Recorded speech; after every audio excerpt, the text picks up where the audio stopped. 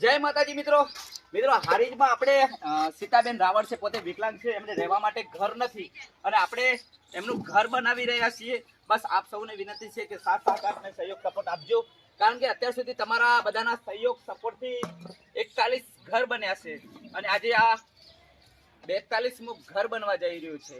અને સીતાબેન પોતે વિકલાંગ છે અને પોતે માગીને પોતાનું ગુજરાન પરણે ચલાવે છે. અને આપણે મળીશું સીતાબેનને, તમે જોઈ હમણાં બતાવું તમને. અને એમનું મકાનનું કામકાજ ચાલુ કરી છે, તો દરેકને મારી વિનંતી છે કે સાથ સહયોગ સપોર્ટ આપજો અને આપણે સીતાબેનને મળીએ. ચલો આવો ભણાભાઈ, સીતાબેનને મળીએ. તમે જોઈ શકો છો સીતાબેન, મોબાઈલ આડો જ રાખવાનો ભણાભાઈ. હા, આપણે સીતાબેનને મળીએ. જો સીતાબેનની પરિસ્થિતિ કેવી છે, પોતે વિકલાંગ છે. સીતાબેન થોડાક આ બાજુ ચાલજો બેન. તમે જોઈ શકો છો બહુ જ ગંભીર હાલત છે અને એમને રહેવા માટે ઘર નથી.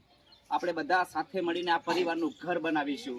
અને દરેક મિત્રોને મારી વિનંતી છે કે જેઓ સાથ સહયોગ સપોર્ટ અત્યાર સુધી દરેક સેવાના કાર્યમાં આપ્યો, એવો આ પરિવારનું ઘર બની રહ્યું છે, તો જેની અંદર સાથ સહયોગ સપોર્ટ આપજો તેવી નમ્ર વિનંતી. સીતાબેન, શું કામ કરો છો તમે?